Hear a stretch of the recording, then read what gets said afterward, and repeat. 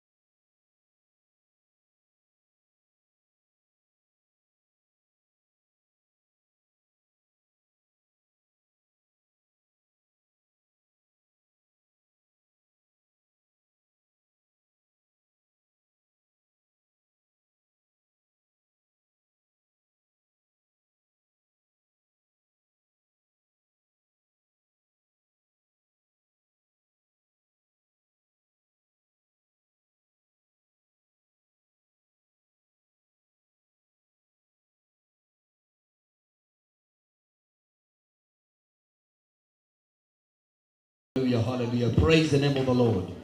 Hakika kwa umbali huu tumefika. It is God. Praise the Lord. Praise the name of the Lord. Hallelujah. Basi leo tukiwa nataka yule mtu mwenye anaongoza na amewahi ongoza. That's why we have been having tests. Mkishindwa niongoze tu, una shida. Mkisikia mko kamera leo, tarinje ngora.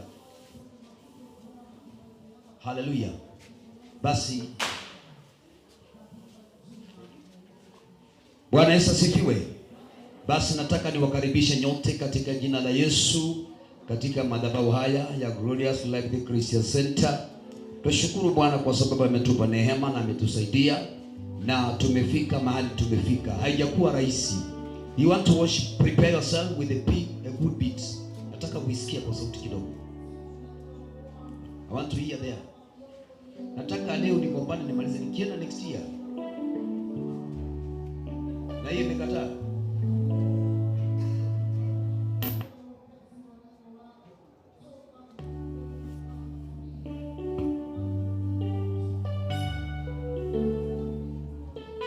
Yes.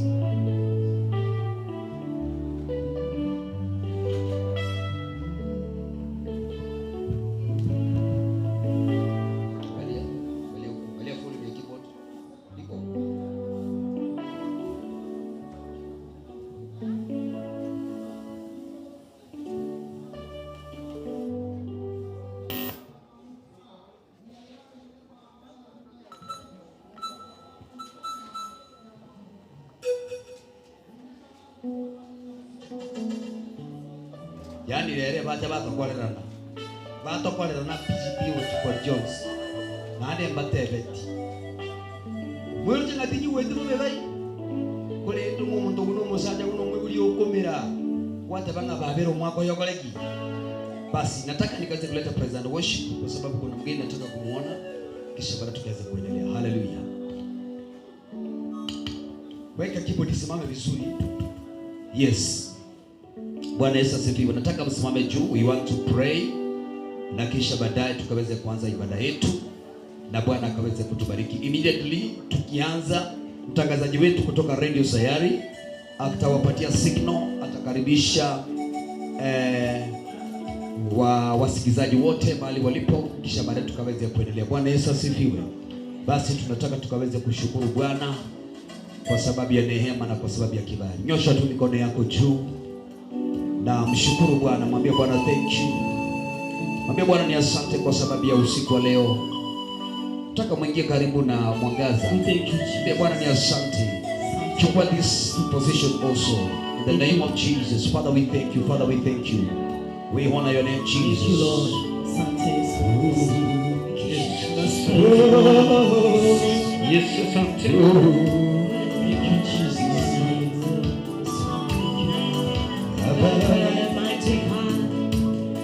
Wewe ni Mungu Baba, nakutukuza Baba, wewe ni mwaminifu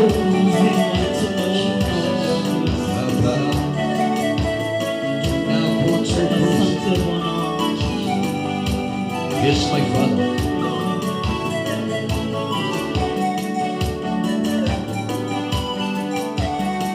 Thank you Jesus.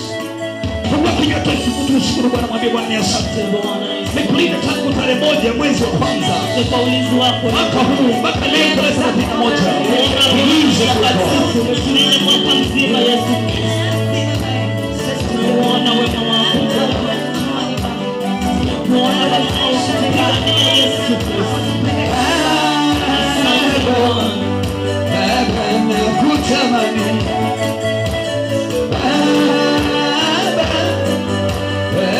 Nakutamani Baba, nakuja kwako Baba, nakutamani Baba, nakuja kwako Baba, nakutamani. Sema Baba,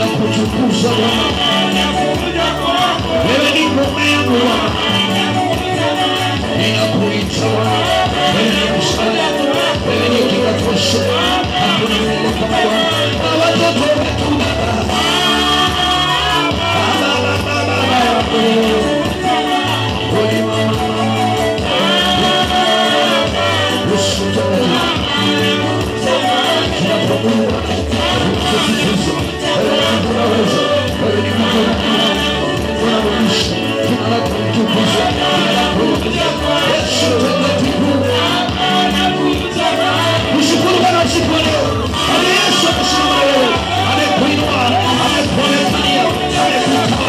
amekuonekania, amekushika mkono. Watu ni hawajue, yeye ndiye Mungu anaweza. Mungu kinywa chako, mshukuru Bwana. Mungu kinywa chako, mwite Yehova. Aliye anaweza, aliye anatawala.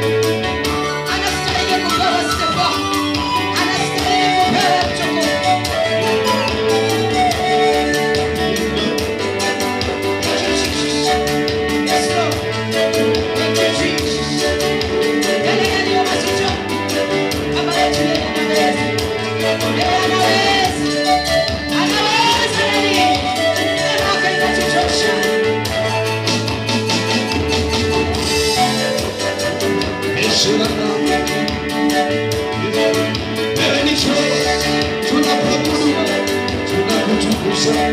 Asante Baba.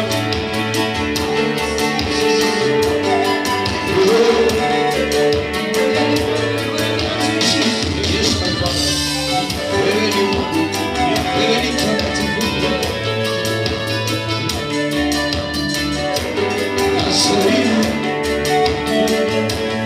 Asahili tuko,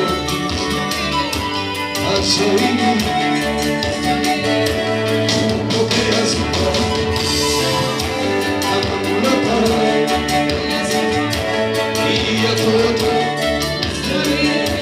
na ushindi. Yes, Jesus, uinuliwe Baba, upewe sifa Yesu.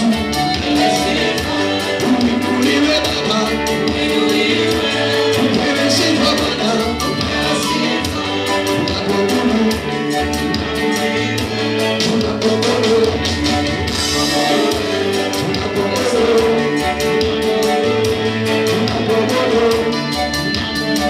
Uinuliwe Jehova, uabudiwe Mungu.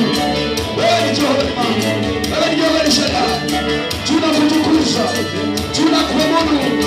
Unastahili sifa Bwana, unastahili kuabudiwa, unastahili kupewa sifa.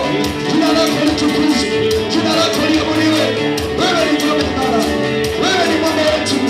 Tunakutukuza, tunakuabudu katika siku ya leo. Bwana, tunasema ni asante. Umetulinda, umetutetea katika mwaka mzima, umetuonekania, umepigana vita lakini umetushindania. Wakati ikaingia ukatushindania, shida zikaja ukatutetea, wakatupeleka vitani. Yesu ukatushindania. Uabudiwe Bwana, uinuliwe Baba, tunakuinua Bwana.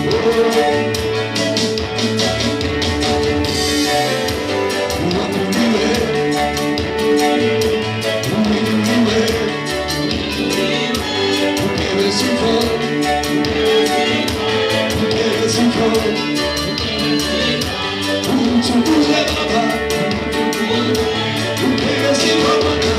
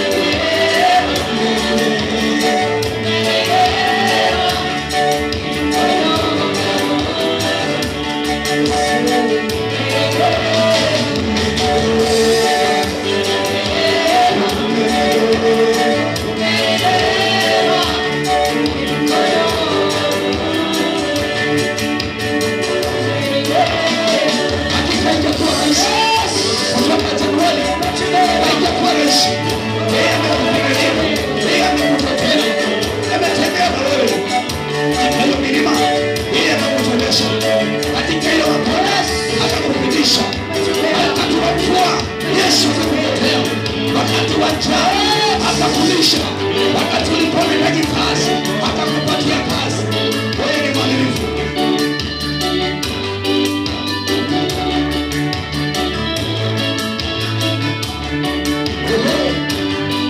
Amejawa baraka, amejawa upendo.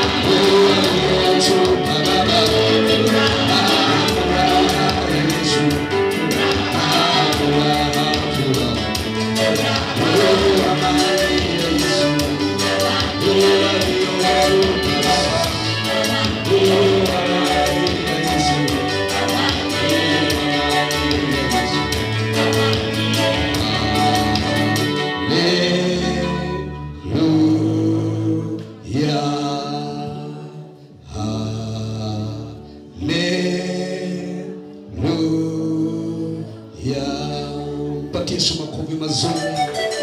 Shangwe na nderemo kwa Yesu.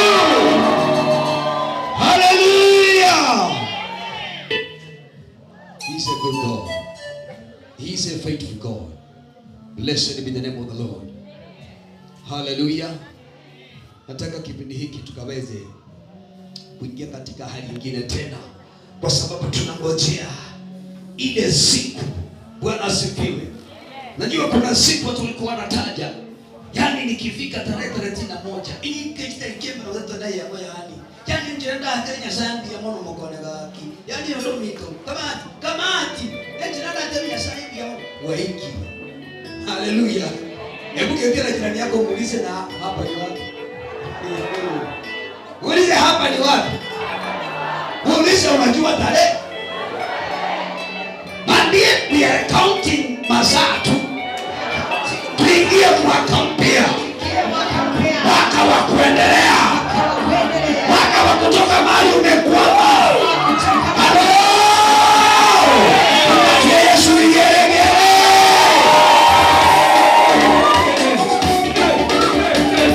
Yes. Hallelujah. Naam, asante sana mtumishi wa Mungu, na ningependa kukaribisha wote ndani ya Radio Sayare 102.9 FM. Kama kawaida, siku ni Jumapili na tumepakisha masaa mawili tukaweze kuvuka mwaka. Ni wangapi wako na furaha siku ya leo?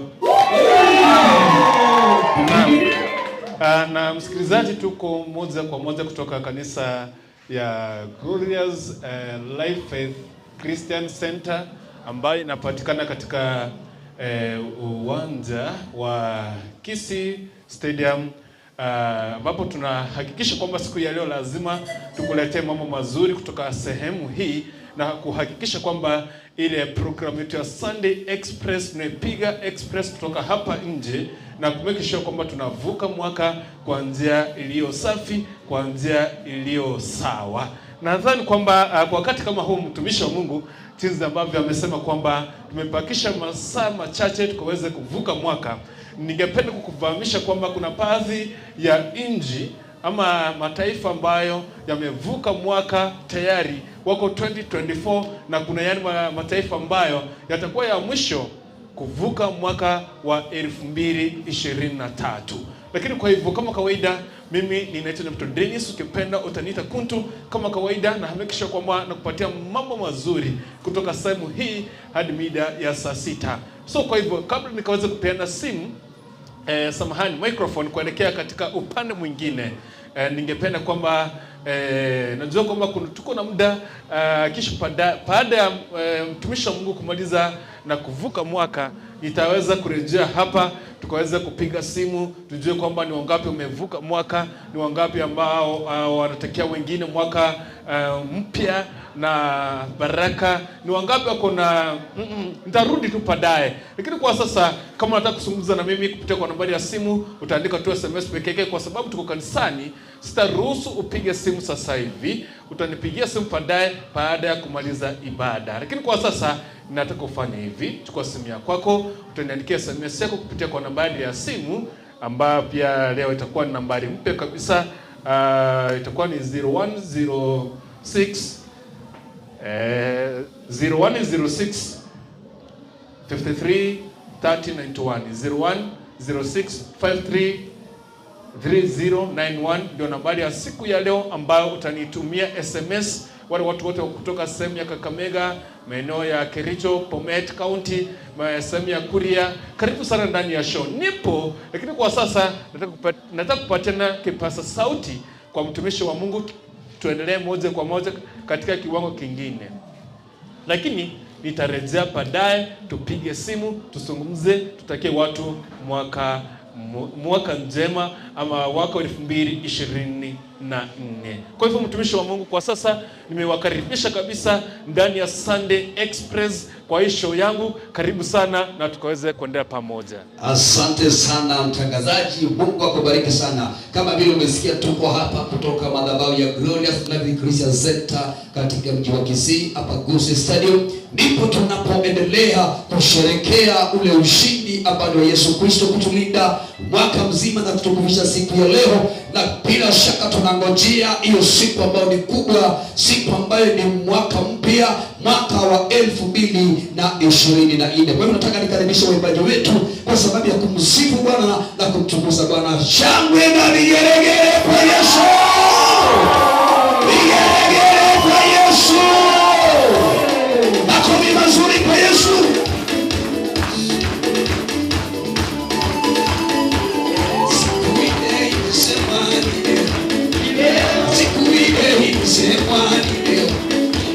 Siku ile ya mwisho ni leo, siku ile ya Desemba ni leo, siku ile ya Bwana ni leo, siku ile ya ulinzi ni leo, siku ile ya Bwana ni leo, siku ile ya mwisho ni leo, siku ile ya Bwana ni leo, ni leo, ni leo.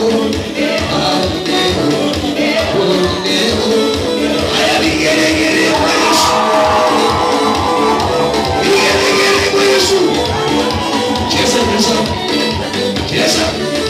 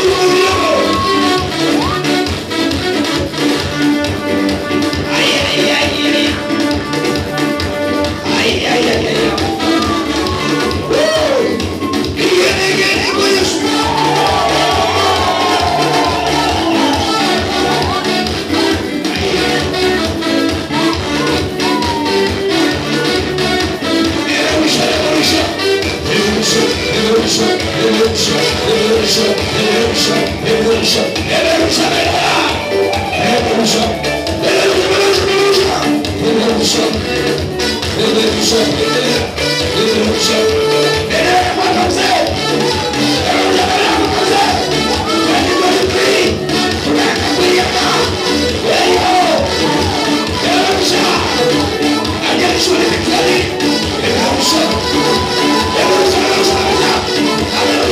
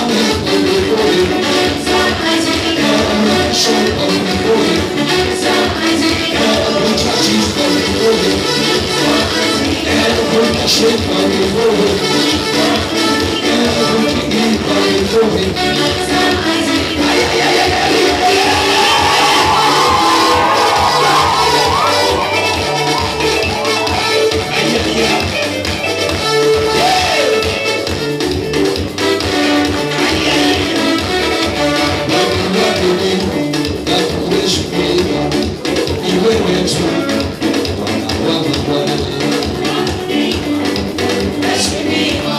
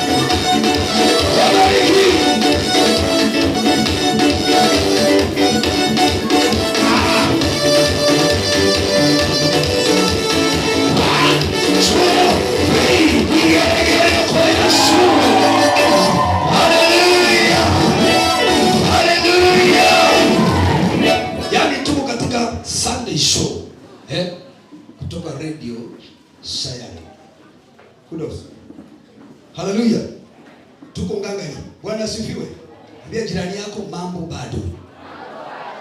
Ambia jirani yako mambo bado. Mwambie nikifika mwaka mpya mimi ni mpya. Haleluya. Bwana Yesu asifiwe. Najua tuko na waimbaji ambao kwa pamoja nasi hapa, na ningependa kumleta mwana Sami kama wimbo wake iko tayari akaweze kutubariki, maana tumebakia masaa machache ili ile siku ya mwaka mpya ikaweze kuwadia. Wageni wote mlio katika nyumba ya Bwana jisikie huru. Hii ni nyumba ya baba yako. Hii ni kanisa la Jehova Jireh, kanisa la Kristo. Haleluya. Jisikie ukiwa huru. Haleluya. Haleluya. What God can do. Haya, mwana Sami, uko tayari? Haya, ingia kwa stage.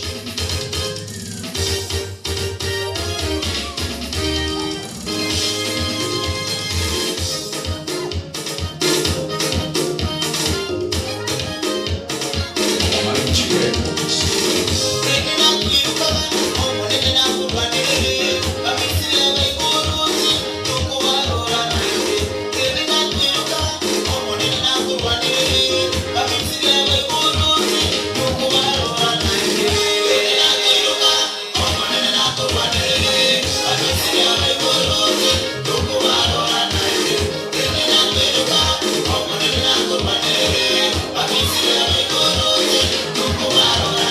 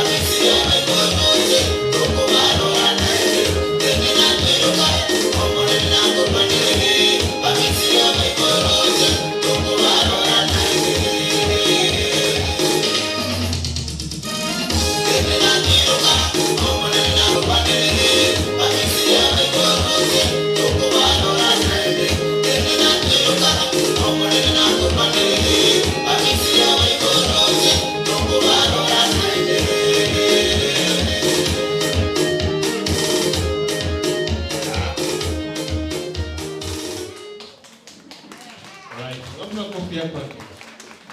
Na nashukuru sana. Nataka nichukue simu tatu ili kuweza kumake sure kwamba tuko hewani na nasikiliza moja kwa moja kutoka sehemu hii kutoka hapa katika kanisa letu kutoka kanisa letu la Glorious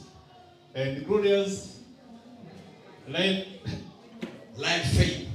Hiyo jina nitaijua tu. Najua kwamba kesho nitakuwa hapa nilikuwa nimejua hii jina. So one on one kutoka hii sehemu ya hapa kutoka Gusi Stadium hapa ndipo kanisa hili linapatikana. Na kama unataka kutufuatilia moja kwa moja na ukaweza kutazama picha jinsi ambavyo hali inaendelea kutoka sehemu hii na kuomba ukaweza kuchukua simu ya kwako utaenda moja kwa moja katika upande wa YouTube ukiandika Kisi Hot TV utaona jinsi ambavyo shughuli nzima inafanyika kutoka sehemu hii.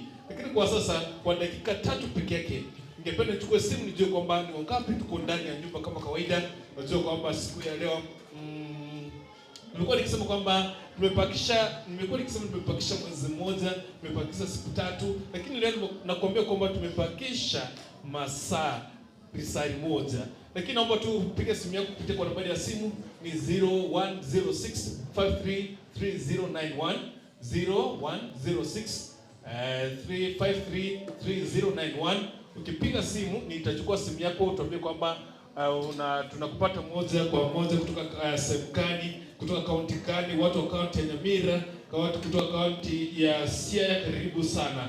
Ni 0106533091 0106533091 ndio nambari utapiga moja kwa moja tukaweza kuzungumza na wewe kabla nikaweza kupatia kipaza sauti nikaweza kupeana kipaza sauti kisha tuendelee na program nyingine katika upande huu kutoka hii sehemu. Na pia unaweza niandikia SMS yako kupitia kwa nambari ya simu 0106533091 0106533091. Nione kwamba kama tuko pamoja. Na kuambia kwamba kuna baadhi ya mataifa yaliweza kuvuka mwaka mpya, mataifa kutoka kule katika Karatina, Ocean Karatina walikuwa watu wa kwanza kuvuka mwaka. Lakini kisha baadaye siku ile nataka kujua kwamba kama wewe unanisikiliza kutoka wapi, huyo ana flash. Wewe piga tu simu, afadhali nipigie na reverse call nitakupigia tu. Usiflash, wewe piga tu kwa sababu niko na dakika 3 pekee yake ili nikaweze kupeana kipaza sauti. So kwa wale ambao mna flash tafadhali naomba mkaweze kupiga simu ili tukaweze kuzungumza one on one, nijue kwamba unasikiliza kutoka sehemu gani na hizi dakika chache zimepaki. Ni wangapi unatakia mwaka mpya? Sawa sawa. Kisha baadaye nitakufahamisha yale mataifa ambayo yalikuwa ya kwanza kuweza kuvuka mwaka mpya wa 2024.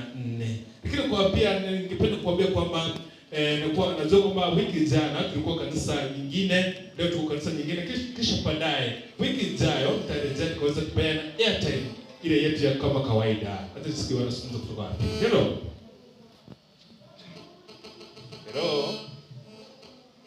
Nazungumza na nani? Alright. Najua kama nitashughulikia kipaza sauti kidogo. Okay, tusi mwingine hapa. Hello. Yes, mambo vipi? Kutoka kaunti gani? Unakaribisha wangapi kwenye mwaka mpya?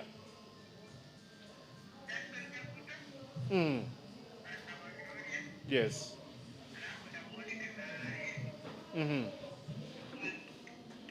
Asante sana. Thank you very much. Nisi mwingine tena. Hello. Nazungumza na nani? Kutoka wapi?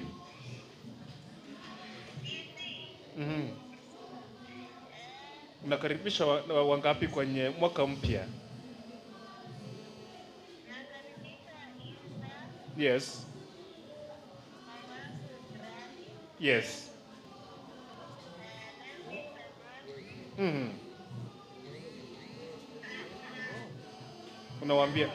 Unawaambia aje?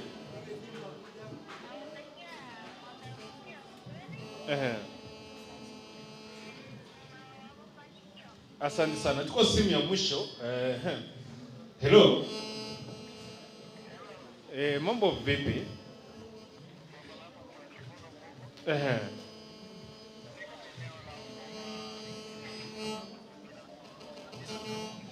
Uko katika kaunti ya Nyamira.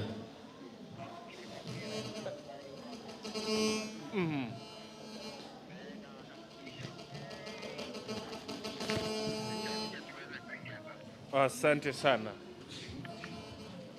Kaunti ya Nyamira iko ndani, chukua simu nyingine hapa. Hello. Mambo vipi? Nazungumza na nani na kutoka wapi? Kutoka kaunti gani?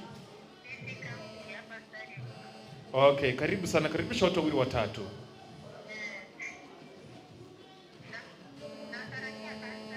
Yes.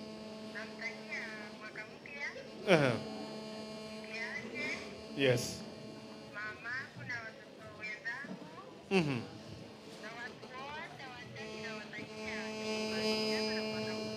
Okay, asante sana. Nashukuru sana kwa mashabiki wote ambao wamepiga simu. Najua kwamba kisha baadaye niko na muda wa kuchukua simu zingine tukifika mwaka mpya. Lakini ile ambayo ningeweza kukufahamisha ni kwamba wiki hii na wiki jana sijaweza kupeana airtime ile ya kawaida ambayo napeananga tukiwa kwenye studio zetu ndani ya Sunday Express. Najua kwamba kuna ile kitengo ya kupeana airtime na kuahidi kwamba mwaka mpya, mwaka 2024 wiki ya kwanza mwezi wa kwanza nitapeana airtime kama itakuwa tunapeana zawadi, itakuwa tumeongezeka hadi shilingi 500, kwa sababu kwa hizi wiki 2-3 hatujaweza kupatiana kwa sababu tunapiga show nje ya studio. Kwa hivyo usipanduke na usiende mbali. Kwa wale ambao utapiga simu na kuomba usipige simu saa hii. Wewe utaandika tu ujumbe mfupi, unaandikia SMS ya kwako kutoka unasikiliza kutoka serikali na kutoka upandikani. Kisha baadaye nitasoma SMS ya kwako. Lakini kisha baadaye nikikuja, najua kwamba nitaingia hapa mwaka mpya. Sawa sawa. Ndio utakuja tu nikuambie mawili matatu, lakini kwa sasa wote nipeane kipaza sauti kwa mtumishi wa Mungu tuelekee katika kipande ama upande mwingine. Kama kawaida mimi ni Nyapto Dennis, ukipenda ni Kuntu, ukipenda ni Kuntu, tukiwa moja kwa moja kutoka hapa Glorious Faith Church Center kutoka hapa Kusi Stadium. Mtumishi, karibu sana, nafasi kwako tuendelee. Haleluya, mpatie Yesu makofi mazuri. Asante wasikilizaji wetu popote mlipo, kama vile tumesikia na mmesikia, tumebarikiwa. Tuko hapa katika madhabahu ya Glorious Life Christian Center kupitia kwa radio yetu ya Sayare. Tuko hapa mpaka tukaweze kukaribisha mwaka mpya na tukaweze kubarikiwa pamoja. Haleluya. Nataka nisikie kelele cha Yesu Kristo. Kelele cha Yesu Kristo. Asijasikia vizuri. Kelele cha Yesu Kristo.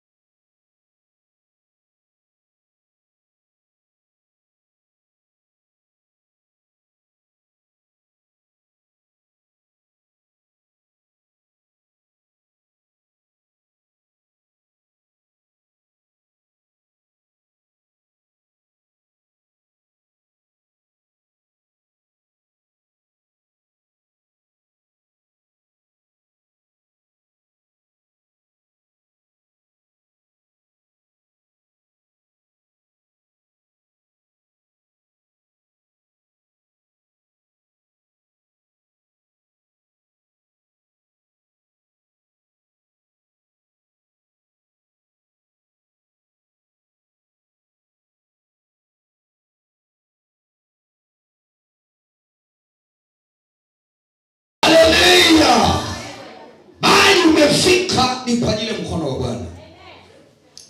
Nashukuru Jehova kwa sababu ni Mungu aliye mwaminifu.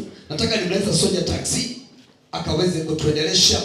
Kama umepata karatasi, najua hao watu hawajakwambia, don't worry. Hiyo karatasi andika mambo manne nataka Bwana akufanyie new year. Kama umepewa karatasi, unajua kuna wageni katika nyumba.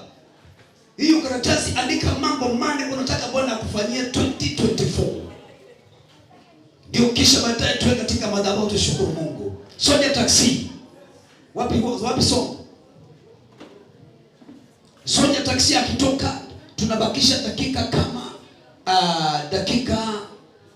kama 40 ndio tukaweze kuingia katika mwaka mgeni. Hallelujah.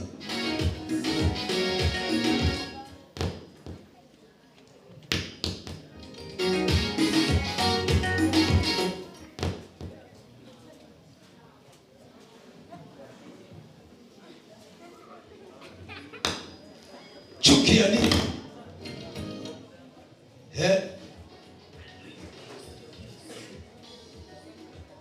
Beigia.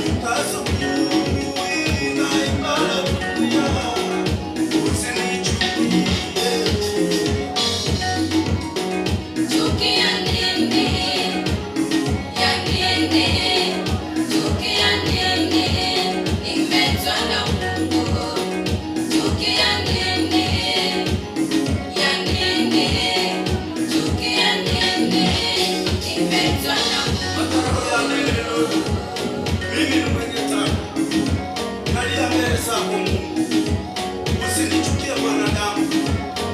Ukinichukia nimepakuliwa na Mungu. Mimi nimenyakuliwa na Mungu. Hakuna haja ya kunichukia.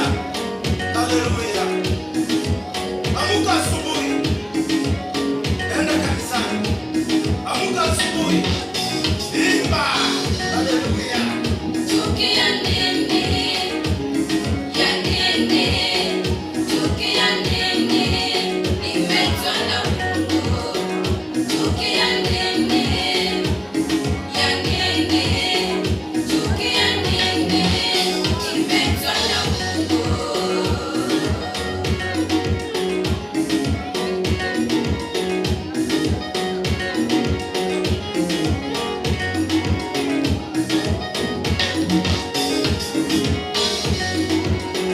Nipe imani kama Elia.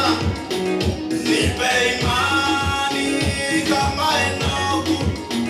Nipe imani kama Samsoni. Unitetee, unisamehe. Unitetee, unisamehe. Unipe nguvu kama Elia. Unipe nguvu kama Samsoni. Unipe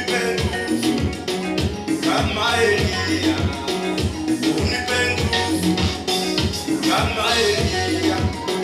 Chuki ya nini? Ya nini?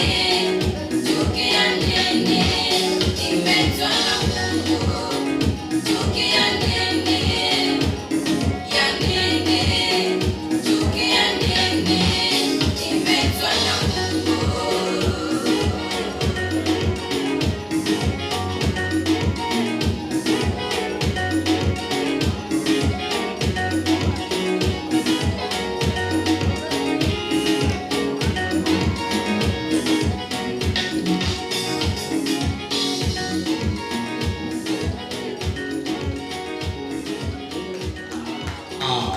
Pate makofi mazuri. Yaani kama ni chuki yako wachana nayo mwaka hii. Ukivuka ufike ukiwa che. Halo. Ndoramo. Tuliemo. Ndoramo. Halo. Nataka tukaweze kuingia katika kipindi kingine kwa sababu tumebakisha dakika 35. Am I right? Tunaendelea kungojea kama vile mlitangaziwa na mtangazaji wetu kutu. Kuna mataifa ambayo tayari wameshafuka. Na sisi hii ndio yetu. Hallelujah. Praise the Lord. Hallelujah. There is a blessing. Nataka utafakari umbali ambao Bwana amekutoa. Wana jinsi Mungu amekupigania.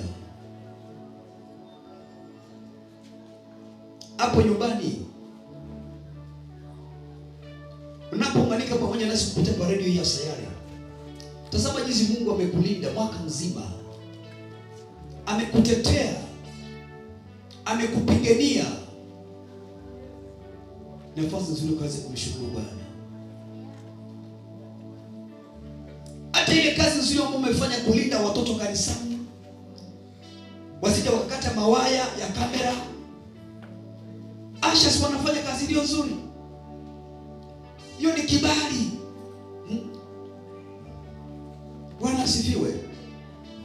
Hiyo ni kazi nzuri ya maasha. Wanaangalia mwaka mzima wameona kamera iko hapa, kuna mtoto anapiga miguu. Wanasaidia. Nana kama huyu ambaye amesaidia huyu mtoto amefanya kazi iliyo nzuri. Kwa sababu ni baraka ya nani? Ni baraka ya Mungu. Kwa hivyo tunapokuwa katika mwaka huu, tunapoendelea, Mungu anatutendea, anatusaidia, anatubariki. Tunafanya kazi iliyo nzuri. Tumefanya bidii, tumesaidia watu wa Mungu na Mungu amewasaidia na Mungu amewabariki na Mungu amewatendea. Ndipo wanashukuru Mungu. Wanasaidia. Kazi inaendelea. Kazi inafanywa. Ndio maana tuko hapa tumshukuru Bwana. Neema ya Bwana kaweze kutenda kazi. Lazima tukumbushane. Ni siku ya mwisho wa mwaka.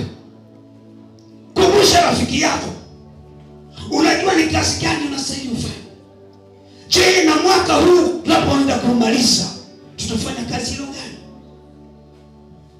Je, wakati mwingine zapata kwa mwaka umekupata unalala tu kwa kazi yako. Ndio maana hata customer akikuja akipita anataka kununua mahindi anapata umelala. Wengine hii mwaka badala auze ako katika biashara yake ako na Biblia.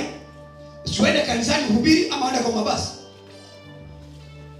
Kama ni biashara, fanyeni biashara. Semeni haleluya. Akia ambako kwa yani past thank you. Let me tell you. That's why leo hii tarehe 31 unasema walisema siendi mbali, lakini hata naona tu ni kama walisema yule mwimbaji alisema hapa ni wapi? Maana walisema akisema hapa ni wapi ni kumaanisha ametoka ile hatua ya nani? Ya kwanza na amesonga. Haleluya. Pati Yesu makofi mazuri kwa sababu ya maasha. Haleluya. Umatosuka na gitari. Ukonyora abali bako konya abanyina abali bako bakonyora abana. Ibararat. mtu kaleka rochati kusema naomba leo acha basi ndio bora agenda alimatana tiki bora acha nyama watu acha.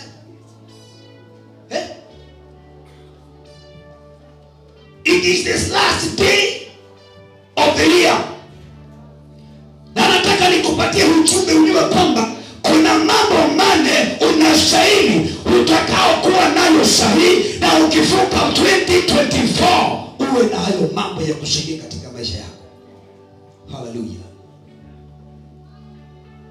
Hakuna Mungu mwingine aliye kama wewe. Hakuna Mungu mwingine aliye kama wewe. Nasema aliye kama wewe. Hakuna Mungu mwingine aliye kama wewe. Sina baba na mama aliye kama wewe. Hakuna Mungu mwingine aliye kama wewe. Najua hakika kuna Mungu mmenilinda Bwana toka Januari mpaka siku ya leo. Ninakutukuza kwa sababu ya neema zako Bwana. Nataka nikulete katika neno la Bwana. Tunapoongojea kuvuka mwaka mpya, Bwana amenipa neno. Nilipokuwa nikiomba nikiuliza Mungu, wewe umetulinda katika mwaka huu wa 2023. Na kwa matumaini tunangojea 2024. What do you have for your people? Kasikia sauti Bwana ikiniambia, tukapotusimama katika madhabahu kwa sababu ya kungojea mwaka mpya, waambie watu wangu neno hili. Bwana akaniambia nikwambie, mwaka ambao tunaongojea sio mwaka wa kukaa tu mahali ulipo, lakini ni mwaka wa kusonga. Ni mwaka wa kusonga, sio mwaka wa kukaa, ni mwaka wa kusonga. Hata kama umepomeka kama maji aina outlet, nimekuja nikwambie mwaka ambao tumeingia ni mwaka ambao ni wa kusonga. Ni mwaka ambao utaendelea, ni mwaka ambao utapanda. Hautabaki mahali ulipo, maana utainuka kibiashara. Waliosema utaendelea 2024 ikikuja utaendelea. Waliosema utakaa kwa kitanda ya magonjwa 2024 ikikuja hautaonekana tena mgonjwa, maana Jehova atakuponya na amesema hautakaa pale. It's a year of moving forward. The Bible says in Exodus chapter 14 verse 30 and 31. Kitabu cha Kutoka.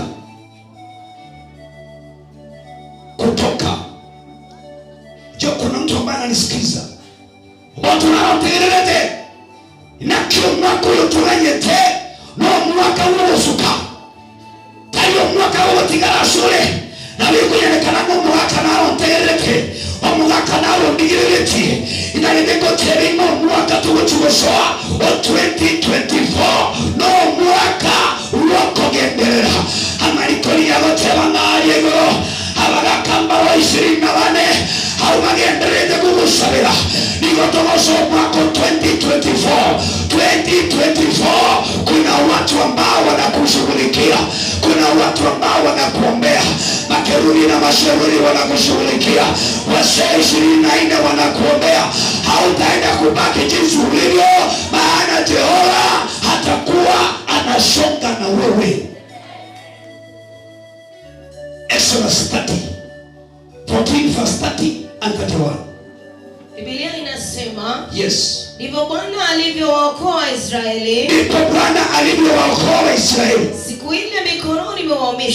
Siku ile mikononi ya Wamisri. Waisraeli wakawaona Wamisri. Waisraeli wakawaona Wamisri. Fuoni kwa bahari. Hello. Are we together? Taka tuende pole pole, mtu ako nyumbani akaweze kusikia. Unajua radio Sayare ni radio ya baraka sana. Maana katika maredio mengi, hiyo ndio redio ambayo inatambua mambo ya injili sana. Maana kila wakati utapata ni gospel, ni gospel. It is Jesus, Jesus. Asa tati pole pole. Biblia inasema ndivyo Bwana alivyowaokoa Waisraeli. Naweza simama tu. Ndipo Bwana alivyowaokoa Waisraeli siku ile mikononi mwa Wamisri. Siku ile mikononi ya Wamisri. Waisraeli wakawaona Wamisri. Waisraeli wakawaona Wamisri ufuoni kwa bahari. Ufuoni kwa bahari. Wamekufa. Wamekufa. 31 ninasema Israeli akaiona ile kazi. Israeli akaiona ile kazi aliyoifanya Bwana juu ya Wamisri. Aliyoifanya Bwana juu ya Wamisri. Ndipo hao watu wakamcha Bwana. Ndipo hao watu wakamcha Bwana. Wakamwamini Bwana. Wakamwamini Bwana. Na Musa mtumishi wake. Na Musa mtumishi wake. Na mtu aseme amen. Nelio naliolingana lya Nyasaye. Haleluya.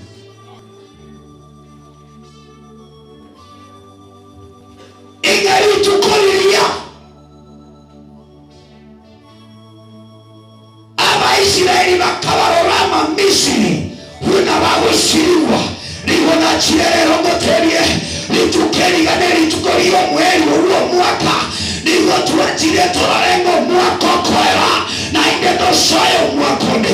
Ningekuja leo nikwambie kama vile wa Misri walivyoona wale ambao walikuwa wanawatesa, wale ambao walikuwa maadui zao, waliokuwa wanawakimbiza, waliokuwa wamewadhahabisha. Maandiko nasema siku ile wakawaona ndani ya bahari wakiharibiwa. Huyu Mungu ni wa ajabu. Nimekuja leo nikwambie mwaka wa 2023 pamoja na maadui zako watabaki hapa. Utaenda 2024 na marafiki mapya utawaona wakiangamia.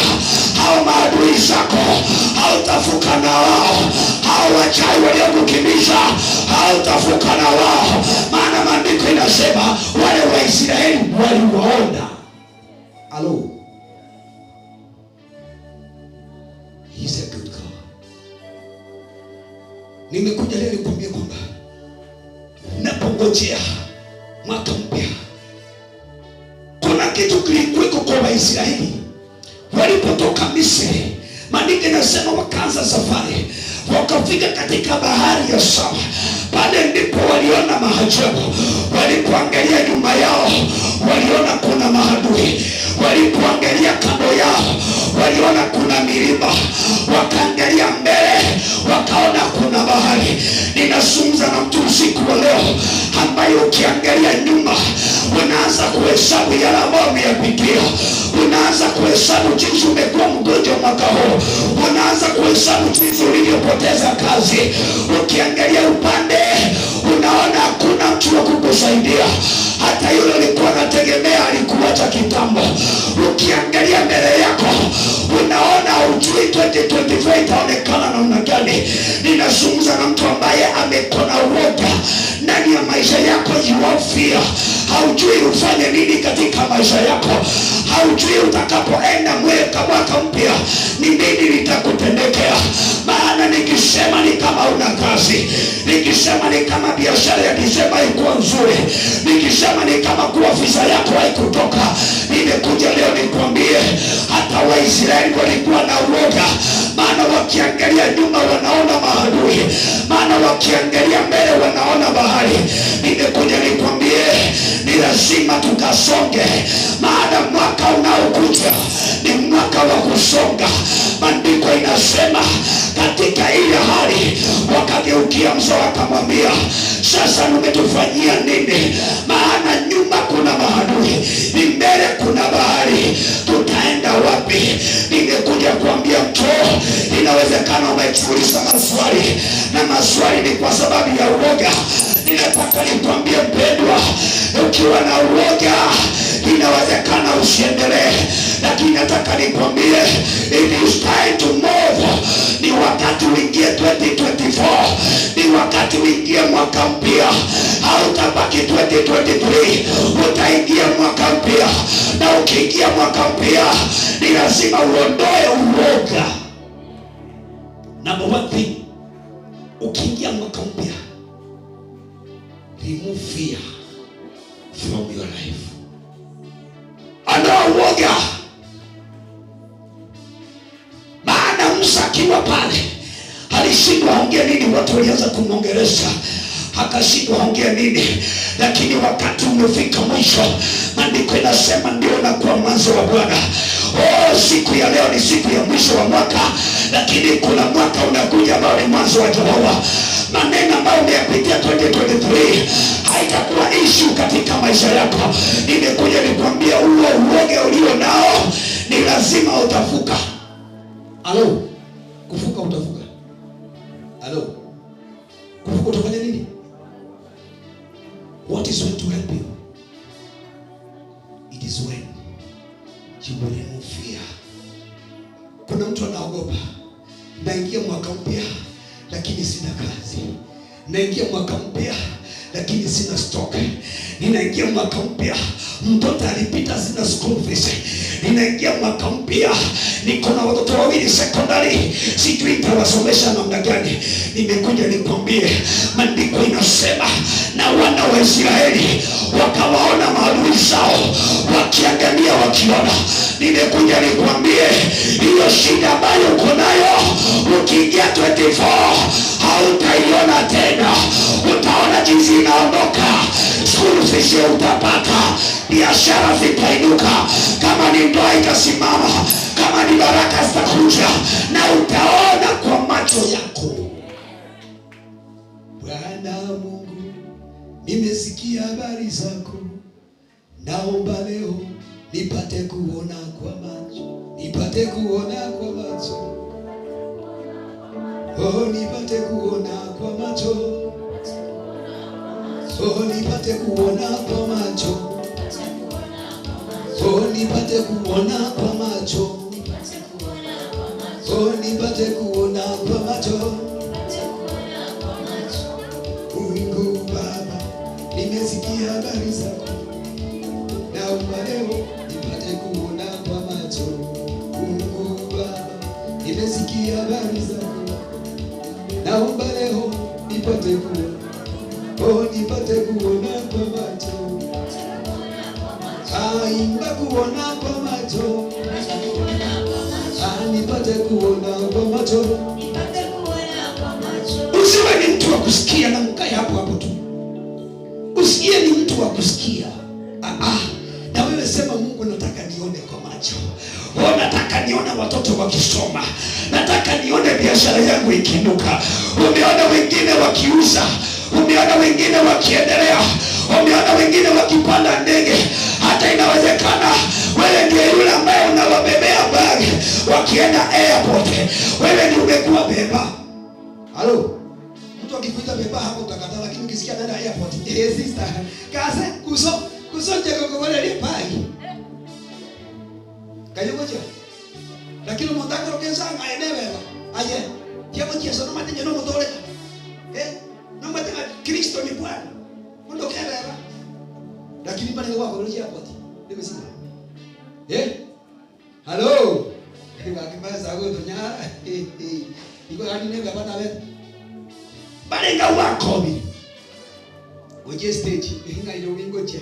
Nairobi tikale ni kuije stage hapo. Tali ya kukulie pale. Hallelujah. Tuinda kichekile omateri ya sai kingoji wasua 2024 na ngetikanda buguli webadi itemuka kuzo akire ndo akire wote sapo. Hallelujah. Amalika wote wa Israeli wakaona wakiangamia kwa macho. Ni kwa sababu gani? Walipokuwa na uoga, wakafika mahali wakageukia Musa. Mungu akamwambia Musa, uko na nini mkononi? Nimekuja leo niulize na mtu, uko na nini mpendwa katika siku hii? Ile kitu ulicho nacho ni nafasi ya kukusikia, kusikiza, ya kunisikiza kupitia kwa redio hii ya Sayare. Nafasi ulio nayo na kile ulicho nacho ndio muda ambao umekuleta katika nyumba ya Bwana. Nataka nikwambie hii itakusaidia kusonga mbele. Utasonga mbele au utakaa? Halo, kuna kusonga mbele. So remove fear from your life. Haijalishi ulipoteza pesa, ulipoteza mali. Imagine your situation inaweza kusababisha uwe na uoga. But I want to tell you, the character number one, if you want to move to 2024, you have to remove fear. Israel feared the Egyptians, but the Bible says God made a way where it seems there's no way. Nimekuja kukwambia kwamba haujui ni nini iko mbele yako, lakini Mungu atatengeneza njia. Mungu atatengeneza njia. Mungu atakutengeneza njia. Haijalishi walisema nini. Inawezekana walisema au utaendelea. Unajua kuna watu ambao wametoka katika ukoo ambao umelaaniwa. Nothing good can come. But I want to tell you, the Lord is gracious. The Bible says in Isaiah 41 verse 10, fear not. Do not be afraid.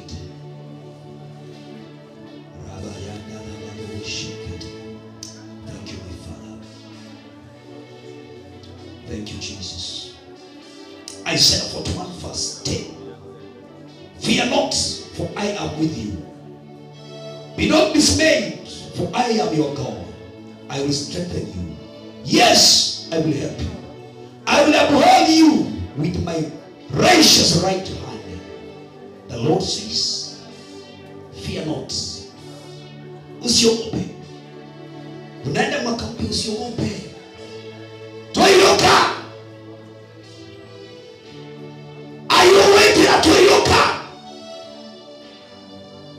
Mwako ikoje sura. Mwana na gote baiga. Nonda monai. Egere kokonye. Tema ngijuko kwa rwalire.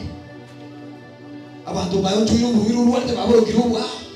Sisi tukaromba kwa tena pinde wao kupinga nonjengo no ibala blikani. Ya nurwale. Hapo kwa wale kwenye corona. Corona yake mbayo hata kama ngoro. Ila hata kama Mungu hapo tamu chireti mbega. Halo. Maana nasema usiogope. Maana Bwana yupo pamoja na wewe. Haijalishi ulirushwa mawe mwaka huu, mwaka unaokuja Mungu anageuza. Waliokuchimbia kaburi watakuwa wa kwanza kuingia. Utashiriki mazishi yao. Haijalishi wamesema nini, hautakufa kabla ya wakati wako. Maana utaishi, utasomesha watoto, utajenga, utaendesha gari yako, utafanya biashara yako. Maana 2024 ni mwaka wa kusonga. Ambia mtu utasonga. Thank you, Jesus.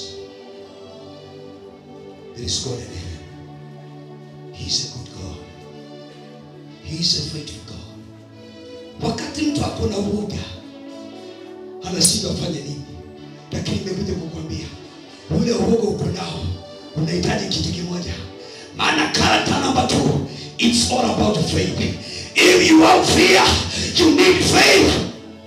Unahitaji imani. Maana uoga, usipokuwa na imani hautatoboa. Naambia mtu, hii mwaka wa 2023, nataka ukiingia 2024 uingie ukiwa na imani.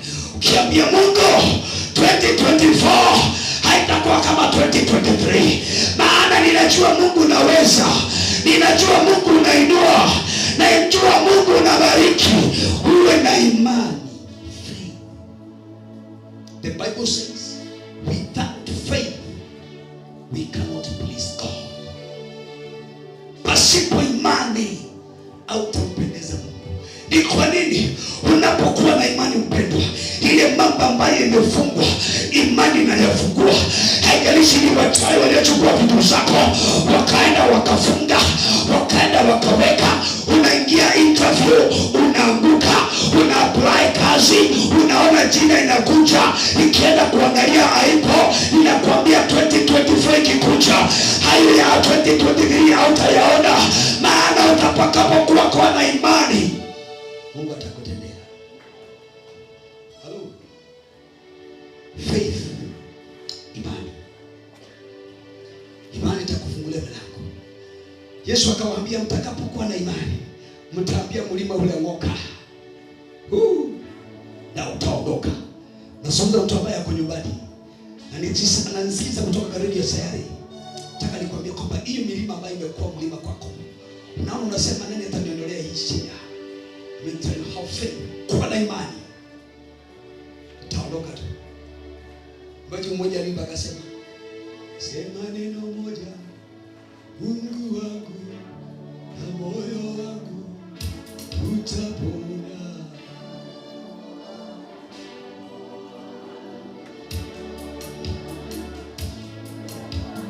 Sema neno moja, Mungu wangu na moyo wangu utapona.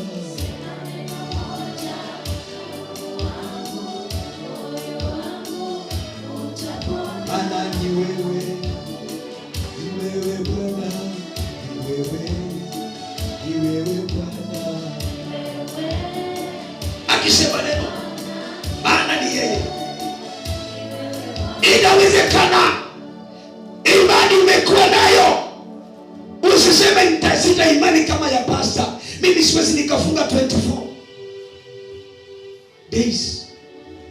Nataka nikwambie pendo, kufunga kwako na kuomba kwako ni bure. Kinachohitajika ni imani, na ile imani itakusongesha.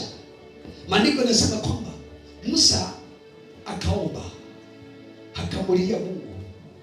Mungu akamwambia, kilio chako nimekisikia. Kilio chako nimekisikia.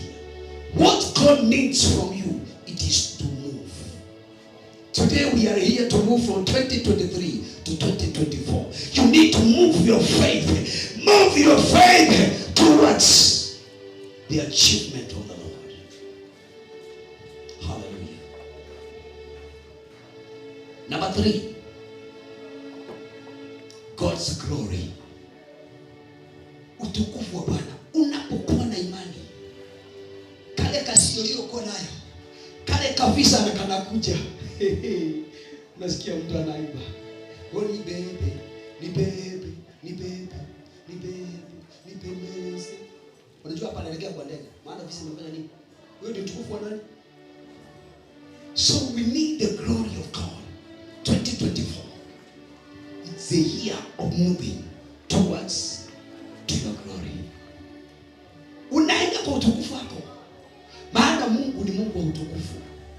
Hata kuacha. Amesema sitakuacha wala sitakuaibisha. Kwa sababu ni Mungu aliye mkubwa.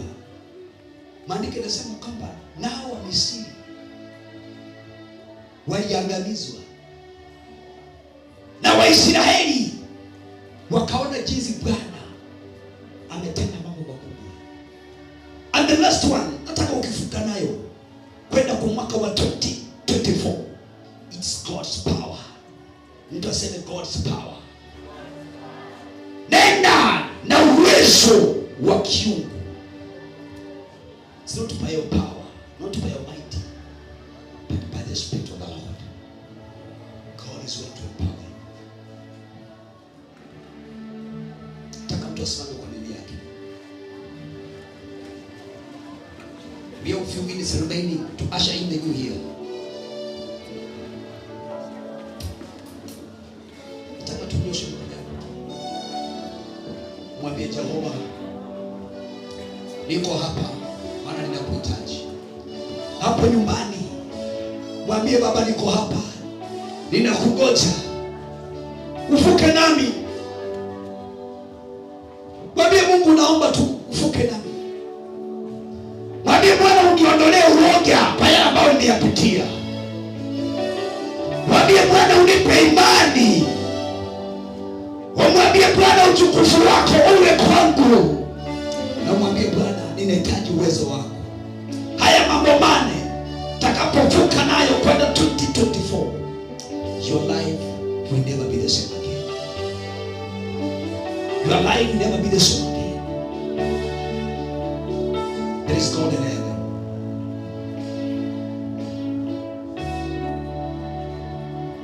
Baba wa mbinguni, hakuna kama wewe. Baba wa mbinguni, hakuna kama wewe.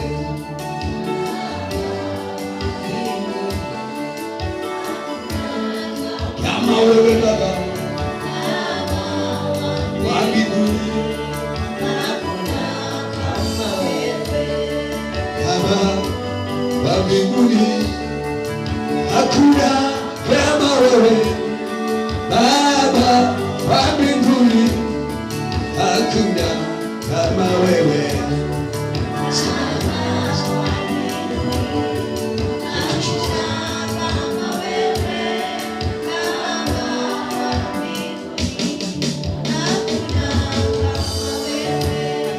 Wewe ni Baba, umetulinda, mwaka umetubariki. Baba wa mbinguni, hakuna kama wewe. Mungu akinyosha kutushukuru Baba. Yesu anaweza.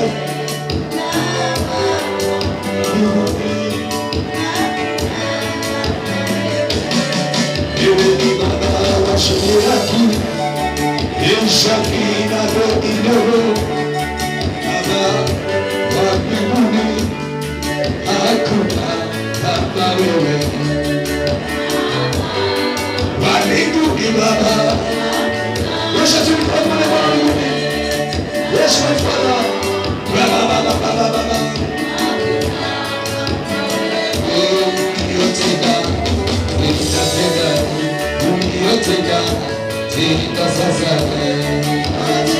Tena Baba yangu. Yotega, Tika tena, Yotega, Tika sasa. Tena Baba yangu. Yotega, kabisa. Yotega, Tika hapa. Tena tena Baba yangu. Yotega, ule, Yotega, Tika kesho. Wewe ndiye Baba yangu. Ukisha mkao tunakuja Baba kesho. Tena tena Baba yangu.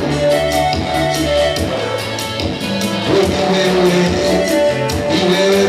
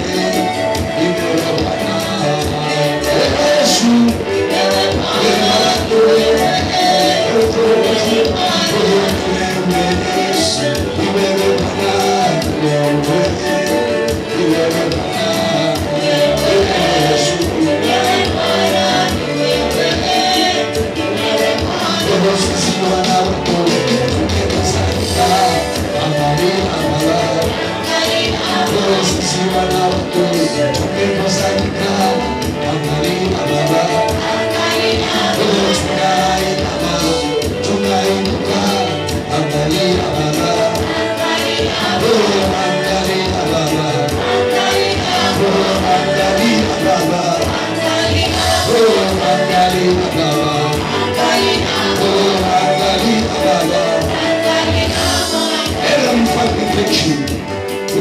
name. We thank you for your gifts of life. We thank you for this year, Lord. Bless us, my Father. Tubariki mwaka huu, tubariki mwaka unaokuja. Tupatie Jehova nishi ushindi. Tuondolee uoga. Tupatie imani. Tupatie utukufu wako. Tupatie uwezo wako. Mambo mane Yesu katutendee. Kwa jina la Yesu tunaomba tukishukuru. Kila mmoja apatie Yesu makofi mazuri. Hallelujah. Haya, kaeni tayari, kaeni tayari. We want to prepare ourselves because of the new year here. Are you ready? Basa yako nasemaje? Adeka ngapi? Adeka? Bili. Haya, tia maji, haya, mara ya kwanza. Sema Jesus, ikifika nikigeregere na kushukuru Bwana na kuchukua karatasi yako, we declare. One. Are you ready? Watu wa keyboard mko tayari? Nataka tumalizane mwaka huu, mwaka mwingine. Haya. Mara ya kwanza. Wewe tuko pamoja? Haya, mara ya pili. Mara ya tatu. Mpaka mara ngapi? Mara ya nne. Haya. Mara ya tano.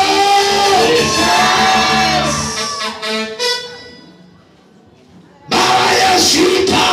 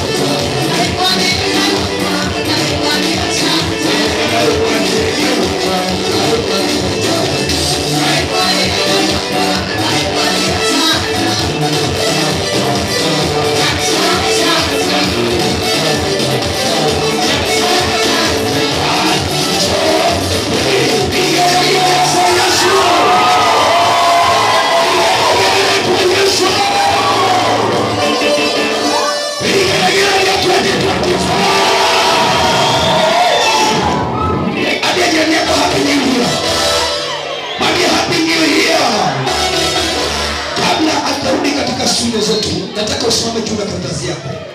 You want to declare what you have on your hand. Hey, order. Inua karatasi yako juu. Inua karatasi yako juu. Hakikisha kama imeandikwa mambo mane. Live keyboard. Wekelea hapo mbele. Nataka hizo hatua zako, vitu zako vinne. Nataka usome kwa lugha yako. Kwa lugha yako, hakuna mwenye atakusikia. Kila mtu asome mbele za Bwana. Nimekupatia dakika moja. Enda mwambie Bwana, huu mwaka wa 2024, number 1 naomba nifanyie hii, number 2 nifanyie hii, number 3 nifanyie hii, number 4 nifanyie hii, na ukimisha weke hapa mbele, na Mungu akubariki. Nataka ujiandae. Natoa sadaka yako. You want to give the offerings of this year. Utakapotoa hiyo karatasi, make sure na offerings zako unaziweka madhabahu ya juu, usiziweka hapa. Hakikisha umeweka somewhere hapa juu. Hallelujah. Are you ready? Are you ready? Are you ready? Aya, soma number 1. Isome number 1. Simama juu, simama juu. Simama juu tu.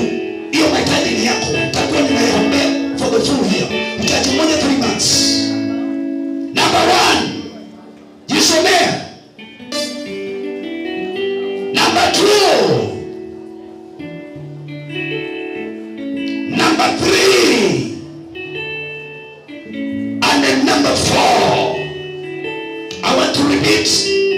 Haya, namba 1. Soma hitaji lako. Soma kwa sauti. Hakuna mwenye anakusikia. Number 2. Number 3. Haya, number 4. Haya, inua karatasi yako katika jina la Yesu. Raba shakataraba. Inua karatasi yako. There is something God is doing with that paper. In the name of Jesus. In the name of Jesus. Inua, simama juu ambao umeketi. We are a serious business. This is a new year. This is a new year. Simama na karatasi yako, hiyo mahitaji ni yako. Inua tu juu katika jina la Yesu. I want to declare now in the name of Jesus. In the name of Jesus. In the name of Jesus. In the name of Jesus. Ninaachilia upako katika hiyo karatasi. Ninaachilia miujiza. Ninaachilia miujiza. Ninainua biashara yako. Ninainua kazi yako. Ninainua hiyo nyumba. Hiyo magonjwa ninakemea katika jina la Yesu. Raba.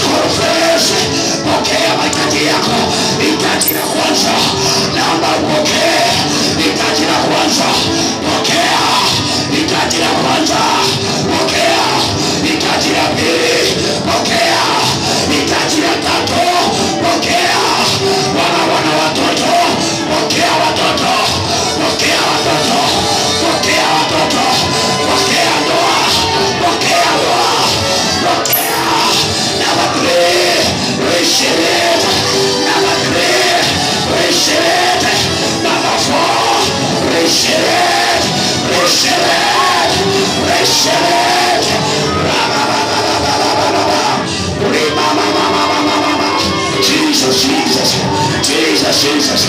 Receive it. In the name of Jesus. Receive it. Receive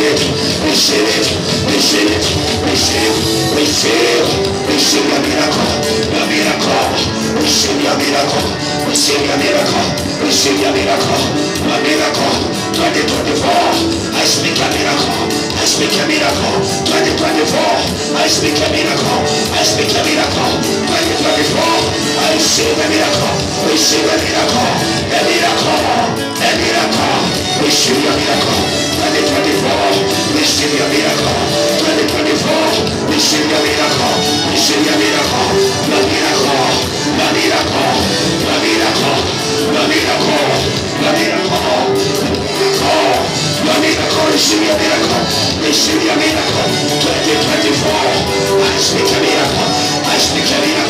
I speak a miracle.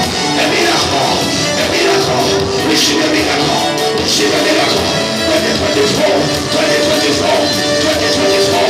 Receive a miracle. A miracle. It is a miracle. Receive your miracle. 2024. It is a miracle. Receive healing. Receive a miracle.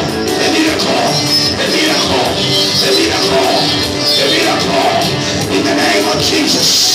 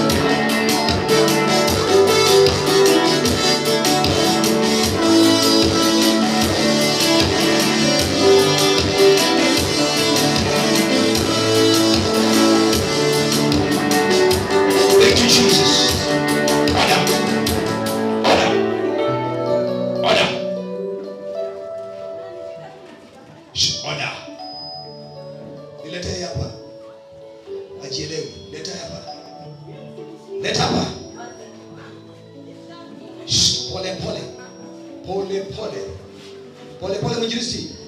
Hii ni 2024. Relax.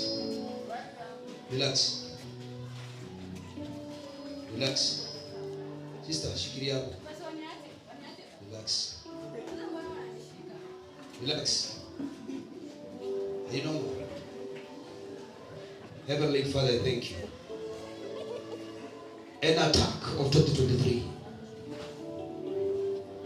An attack of 2023.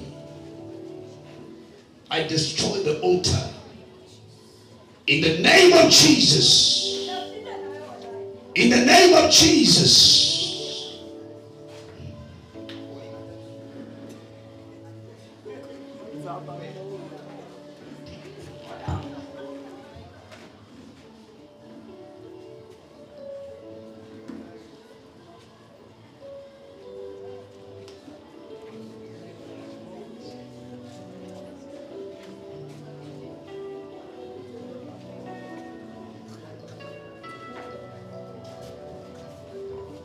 Our order, wakati tunaomba kuna mtu kutoka, so utatoka tu. Okay? Hallelujah. You know what you don't know? Gari haijiendeshi. So unaweza fikiri kwamba you are okay but you're not okay. Mimi ni mchungaji wa deliverance. I understand. Ukiona mtu that's not normal. I'm telling you, it's not normal. So relax. Dada, kaa. Binti wangu, kaa chini. Just kaa chini, relax. Hallelujah. Karatasi zako inua juu. Thank you Jesus. Hayo mambo ambayo umeandika hapo utakuwa unayashughulikia. Hitaji number 1 kuanzia January, February and March. Utaishughulikia. Hizo karatasi zilete mziniweke hapa. Taenda mlima 4 times a year. Kuja nayo karatasi yako, sadaka yako. Tunataka turudi kwa studio zetu za Sayare kwa sababu kuna watu wanangojea kwa sababu kuisha watu mwaka mpya. Leta hizo karatasi zetu na sadaka yako. Come with offerings and with that paper. Kisha kwamba pepa yako imeingia hapa juu. Si lazima hata kama una sadaka, bring hiyo karatasi. Wewe mwenyewe ni sadaka mbele za Mungu. Bring it. Harakisha. Najua mnatembea kama mwaka mzee kweli. Na tulimaliza 2023. Wekelea juu. Kama kuna sadaka weka hapo. Weka tu. Nashughulikiwa tu. Thank you Jesus. Thank you Jesus. Thank you Jesus. Weka tu hapa juu. Inashughulikiwa 2024. Najua mfute pastor. Hii ndio kazi ambayo umenipatia kwa kuombea. Watu wasitoke nje tafadhali. Tutaka kwa maombi ya mwisho. Ni vizuri kutii kuliko dhabihu. Mwinjilisti mwenye anataka kutoka mimi mtangaza mwache. Sikufugi hapa. Hapana. Kuna watu nyumbani walikuwa wanataka kufika kesha hii wapate hizo baraka. Thank you Jesus. God bless you. God bless you. God bless you. God bless you. Hizi karatasi Mungu akuneemeshe, Mungu akubariki. Mungu akutendee, Mungu akuinue. Thank you Jesus. Thank you my Father. Thank you Jesus. 2024 ni mwaka wa baraka, ni mwaka wa kusonga.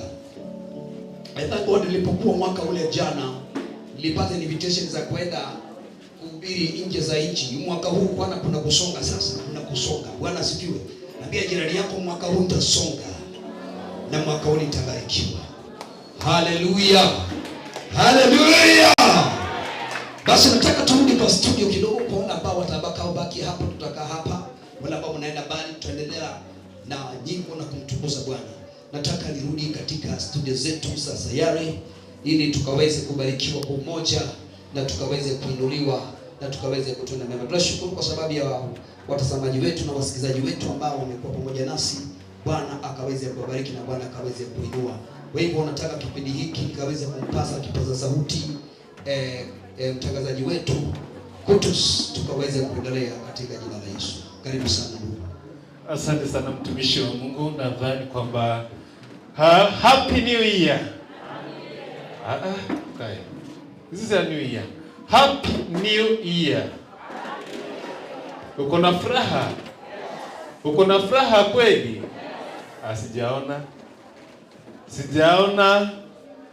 Sijaona happy new year. Mzee nakwambia ni mimi sauti imebadilika. Sasa msikilizaji na mtazamaji wetu wa runinga ya Kisii Hot, tunakukaribisha. Ni mwaka mpya. Ni mwaka mpya na kuambia kwamba kila kitu ni kipya. Everything is new here. Sawa sawa. Happy New Year. Hapana. Happy New Year. Unajua ile kitu tunafaa kufanya next. So kwa hivyo ningependa tufanye kitu ambayo inafuata. Kupitia kwa nambari ya simu, unajua kama nataka kuchukua simu 3 peke yake, kisha baadaye niweze kusonga niende kwingine.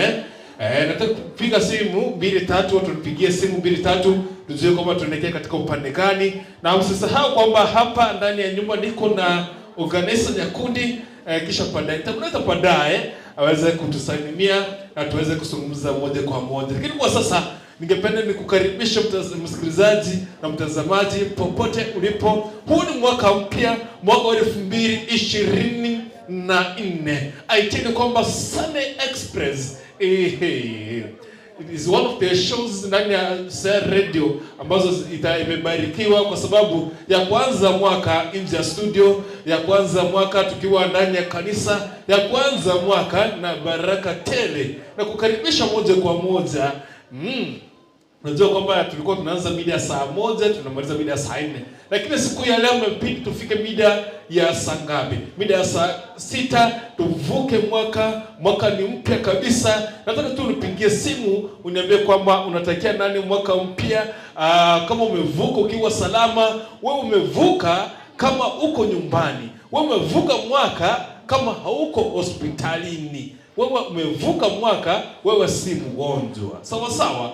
Kuna watu wengine ni wagonjwa sasa hivi, wengine wako hospitali wanateseka, wengine wako na shida. By the way, sisi tuko salama, tumekesha, tuko kwenye mkesha na tunahakikisha kwamba tumevuka mwaka kwa njia iliyo safi. Ile nambari ya studio kwa haraka tu ni 07 not 07 but 0106 01 06 that's 533091 0106533091 0106533091 ndio nambari ya studio. Nipigie simu tuzungumze moja kwa moja, uniambie kama umevuka mwaka salama, kama uko salama, tuweze kuzungumza one on one. Niko na simu hapa na nataka hapa nione watu wakipiga simu. Wacha kufresh au wana fresh hapa.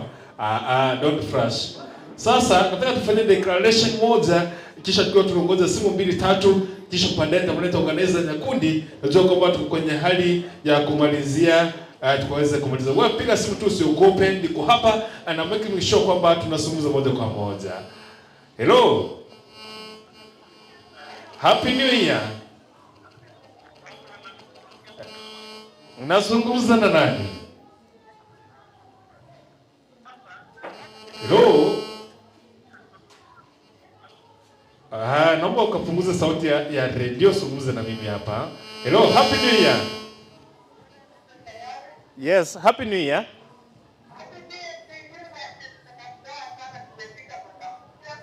Kutoka wapi?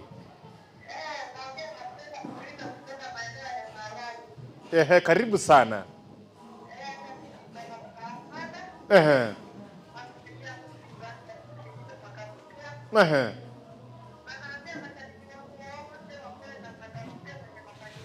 Yes.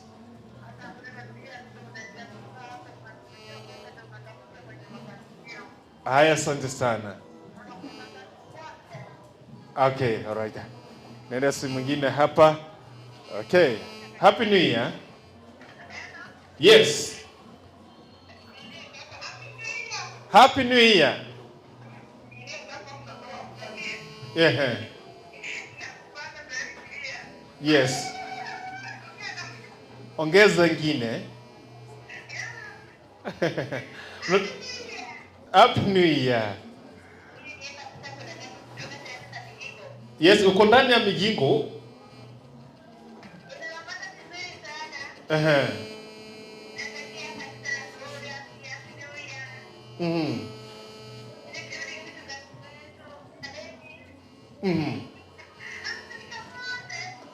All right, asante sana. All right, thank you very much.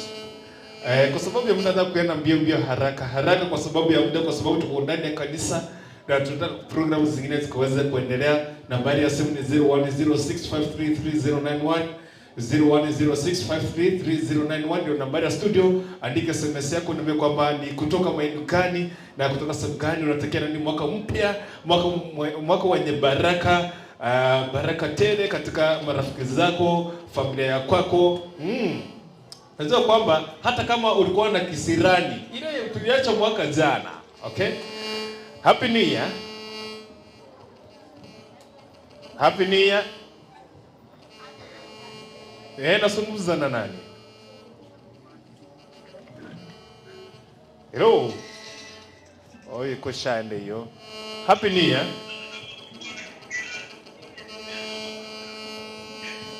Yes, nazungumza na nani? Hello? Yes. Happy New Year to you. Happy New Year. Nazungumza na nani? Hello? Yes, nakupata. Happy New Year. Happy New Year to you. Happy New Year. Hello?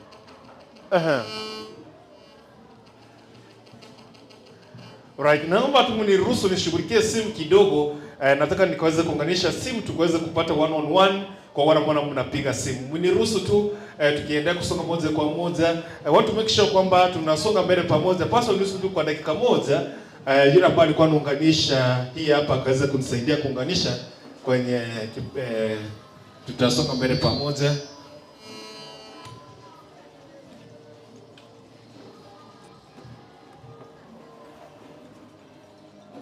Napoendelea kuunganisha, njoo kwamba kuna chai ambayo tutaanza mwaka nayo na Mungu atatubariki. Kwa hivyo Hello, nasungumza na nani? Hello.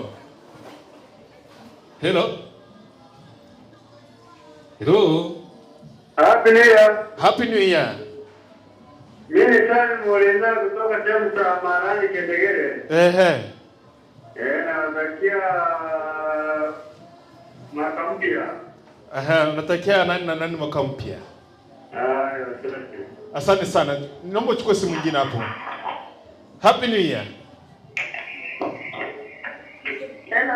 Yes, Happy New Year. Happy New Year. Nasungumza na nani?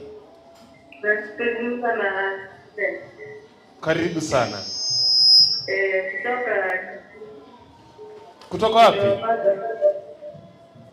Nimepata kutoka kanisa ya Gloria. Unatakia nani mwaka mpya? Ninawisha Happy New Year wote, washirika wote. Mabadiliko kwa jina la Yesu na wakuke mwaka vizuri na vile tumekuta kama watangulia kile pia na pata wakunya tunamsaidia daktari. Hivyo. Alright, asante sana. Naomba uchukue simu nyingine. Hello, Happy New Year. Hello. Alright, ni kama yako zake, naomba ukate hiyo simu. Kama kuna mwingine tunaweza chukua simu nyingine. Nashukuru sana mashabiki wote. Nambari ya studio ni 0106533091. Ndio namba tunatumia siku ya leo. Kwa kutumia ujumbe ama SMS ama kupiga ni 0106533091. Lakini kwa sasa kabla nikaweze kupatiana kipaza sauti kwa mwingine. Hello. Nazungumza na nani? Hello. Yes, nakupata vizuri. Nazungumza na nani? Hello, Happy New Year. Yes, Happy New Year too. Nazungumza na nani? Yes, naongea na Michael. Yes. Kutoka sehemu za Kaya huko Nairobi. Nimefurahia kuvuka mwaka pamoja nanyi. Nashukuru, karibu. Ninaangalia kwa YouTube kutoka vile tulianza mpaka kumaliza. Asante sana. Nashukuru sana, mahubiri yamekuwa yenye nguvu sana. Thank you very much. Asante sana. Huyu ni mmoja kutoka sehemu ya Nairobi. Asante sana kwa kuweza kwa pamoja na sisi. Naomba mnisaidie usiku kwa sasa kwa sababu ya muda, siwezi nikachukua simu zingine zaidi ya hapo. Lakini kwa sasa najua kwamba nataka niende kwa kanisa Nyakundi ili tukaweze kuzungumza neno moja kabla nikuje nirejee, kwa sababu tuko karibu kumaliza show yetu ya siku hii ya leo. Lakini usisahau kwamba wiki ijayo, wiki mpya, wiki ya mwaka wa 2024 kuanzia mida ya saa 1 hadi mida saa 4 siku ya Jumapili tutakuwa moja one on one. Tutakuwa tumeke sure kwamba nilikuahidi kwamba ile airtime ambayo sijapeana siku mbili, wiki tarehe 25 na tarehe 1 mwaka mpya leo nitaweza kupatiana zote mwaka wa 2024 siku ya Jumapili, wiki ya kwanza ndani ya Sunday Express. Kama kawaida, mimi ni Nyapto Dennis, kama kawa kuntu ama kukuri kuntu, niko hapa kumake sure kwamba unapata full entertainment kutoka hapa ndani ya Gusii Stadium. Lakini kwa sasa tupate organizer Nyakundi, kisha baadaye nikirejea tutakuwa tunamalizia show yetu ya siku ya leo. Karibu sana organizer. Asante sana kukuri kuntu. Bwana Yesu asifiwe. Bwana Yesu asifiwe tena. Ni furaha kubwa kwa sababu tumevuka mwaka. Na mimi nimefurahi kuwa katika hili kanisa kwa sababu mwaka uliopita sikuweza kuwa pamoja nanyi, lakini leo kufanikiwa kuwa pamoja nanyi kuvuka mwaka pamoja. Nashukuru sana pastor wetu ambaye ametupa neno. Mungu akubariki sana. Mungu akubariki na kuinue kwa viwango vingine. Ni wangapi wamefurahi kuvuka mwaka pamoja nami? Asante sana. Wapande hii ni kama wako kuwa na furaha namna gani? Mko na furaha kweli? Hebu nisikie vile yato. Asante sana. Asante, ningependa kuwabariki na wimbo kidogo tu. Hebu niwekee huo wimbo kidogo.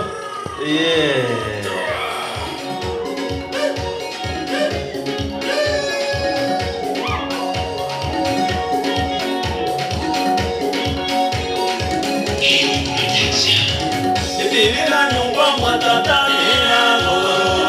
Irina nyumba matata Irina tomo sasindena aye mama Irina go Irina nyumba matata Irina tomo sasindena aye tata Irina go Irina nyumba matata Irina tomo sasindena aye kor Irina go Irina nyumba matata Irina tomo sasindena aye tata Irina go Irina nyumba matata Irina tomo sasindena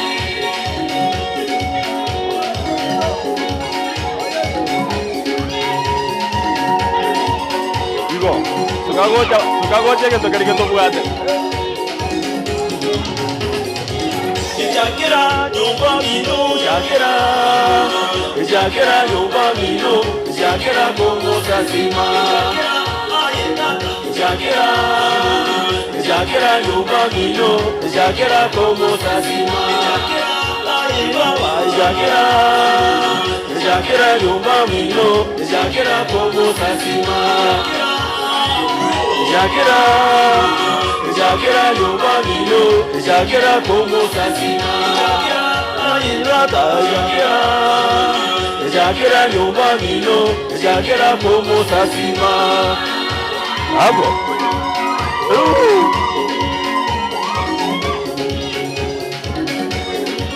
Ngora eke gaka woro. Itoro tomote eke gaka. Jakera naye mama Jakera nyumba mutata Jakera tomo sasime Jakera nyumba mutata Jakera tomo sasime Jakera nyumba mutata Jakera tomo sasime Evokera nyumba mutata Evokera tomo sasime Evokera nyumba matata Evokera tomo sasime Evokera nyumba matata Evokera tomo sasime Evokera nyumba matata Evokera tomo sasime Abu. Iyo. Ay.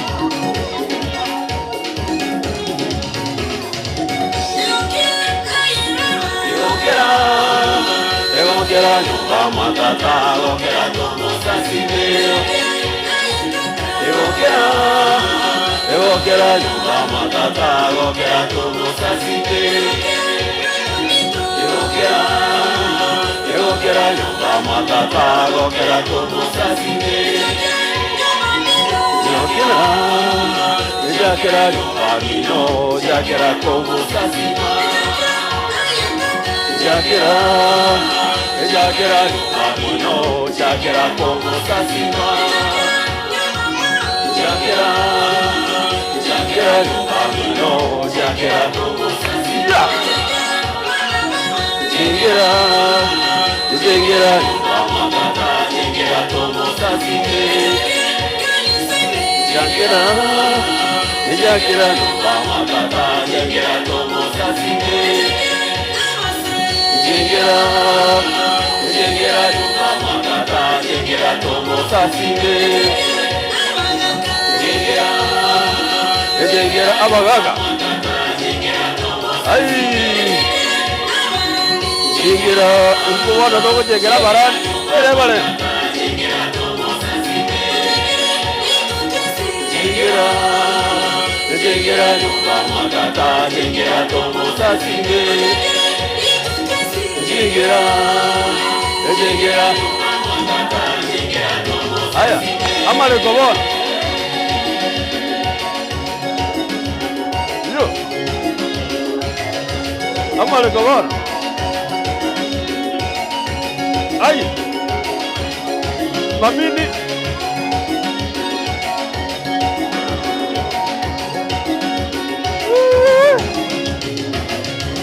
Bagaka ero kamano, akabaito bagaka ero kamano kebwatera bubahinga inwende. Ero kamano, akabaito baginga ero kamano kebwatera bubahinga inwachia. Ero kamano wasai baito wasai ero kamano kebwatera bubahinga. Ero kamano, ero kamano kebwatera bubahinga. Ero kamano linkugeri ntore no mohoko. Ero kamano kebwatera bubahinga. Ero kamano, ero kamano kebwatera bubahinga. Ero kamano, ero kamano kebwatera bubahinga. Ero kamano, ero kamano kebwatera bubahinga. Ero kamano linkugeri ntore no mohoko. Ero kamano kebwatera bubahinga.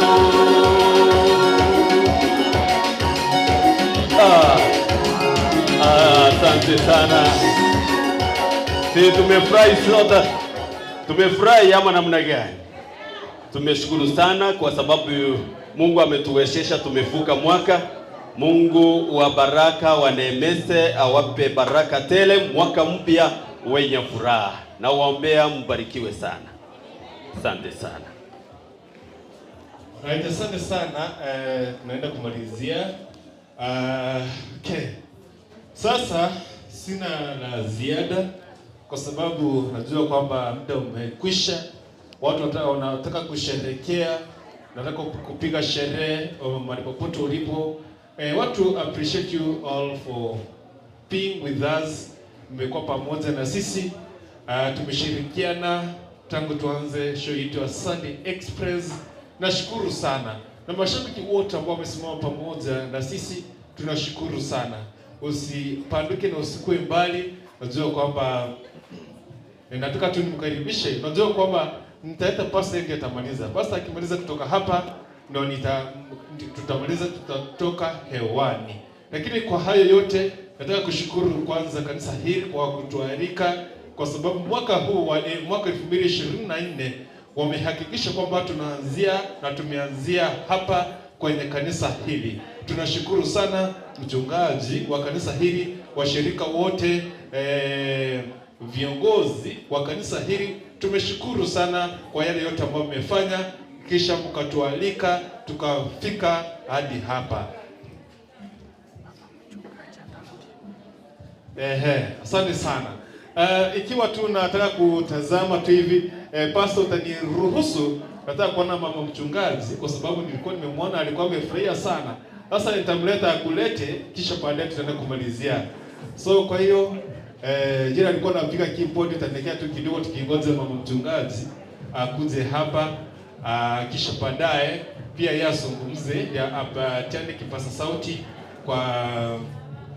kwa mchungaji, kisha baadaye tatumalizia.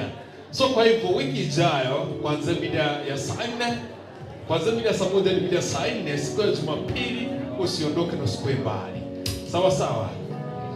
Unajua kwamba nilikuwa nategea mchungaji, mama mchungaji akuje.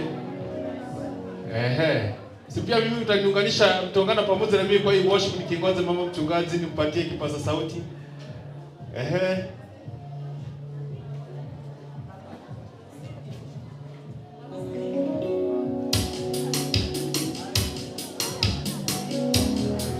Haya, mtaungana pamoja na mimi nikiwa namkaribisha mama mchungaji tuweze kumalizia katika kipindi kipindi cha siku ya leo.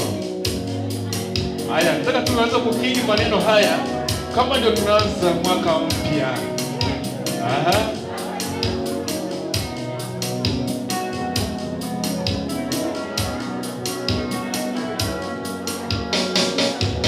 Bwana naomba kubarikiwa sitoki hapa usiponibariki. Bwana naomba kubarikiwa sitoki hapa usiponibariki. Bwana naomba kubarikiwa sitoki hapa usiponibariki.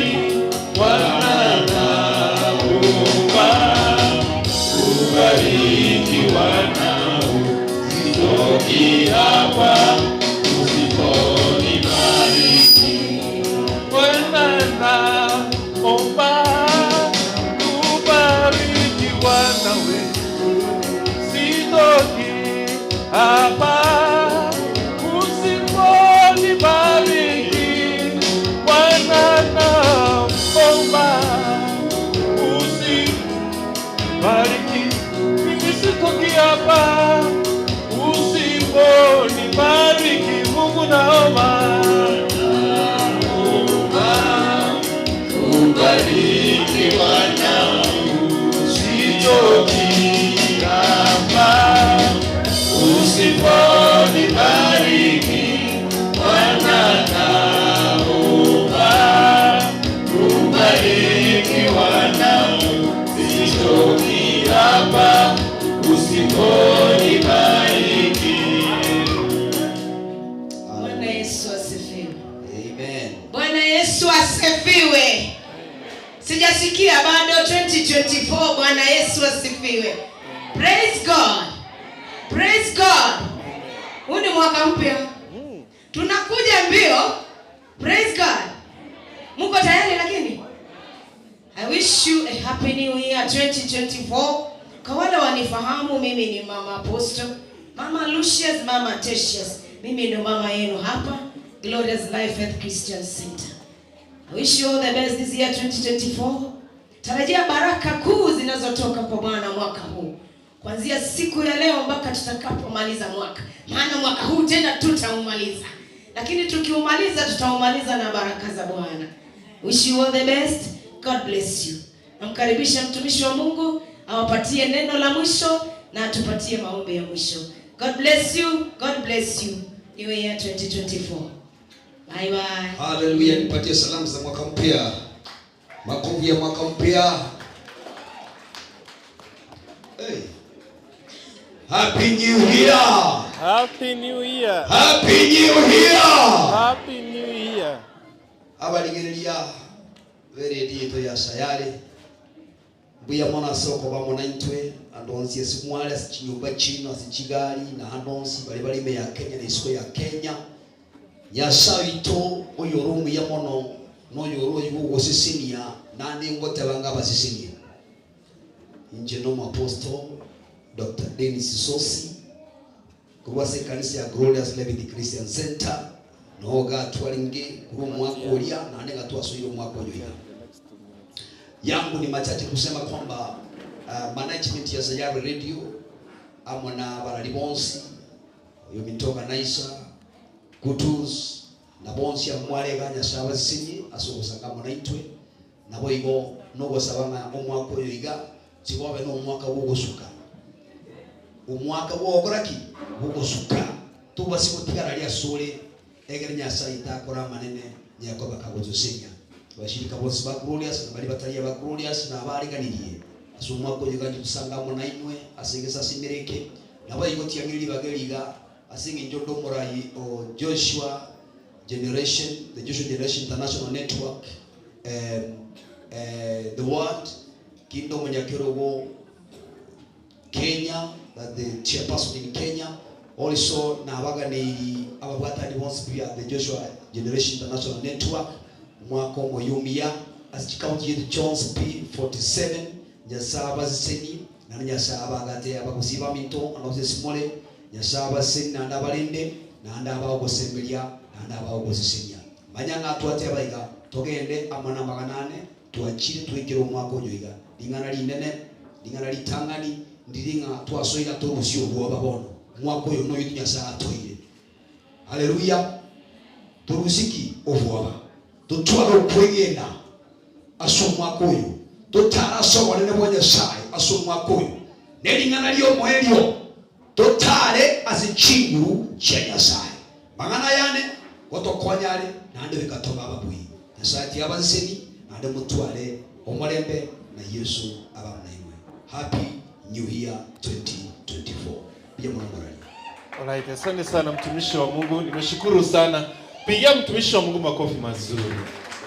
Yes, nashukuru sana mtumishi wa Mungu kwa kutukaribisha na make sure kwamba tumeweza kupiga show yetu kutoka hapa kanisa lako. Unajua kwamba tutakuja tena siku nyingine kabla mwaka huu huishe. Najua kwamba mwaka bado ni mchanga, lakini tutarejea tena hapa ku make sure kwamba tuna jinsi ambavyo mnaendelea. Watu wote na watakia mwaka mpya, mwaka wenye fanaka, mwenye baraka. Mungu asimame pamoja na nyinyi, Mungu awasaidie, Mungu awalinde, Mungu awabariki. Tuonane tena siku ya Jumapili kuanzia mida ya saa 1 ya jioni mpaka mida ya saa 4 ili tukaweze kuipiga show yetu ya Sunday Express. Na najua kwamba ni mengi ambayo nimekutayarishia mwaka huu wa 2024. So kwa hivyo mimi kama Kuntu Nyapto Dennis, bye bye, see you, tuonane siku ya Jumapili. Bye bye.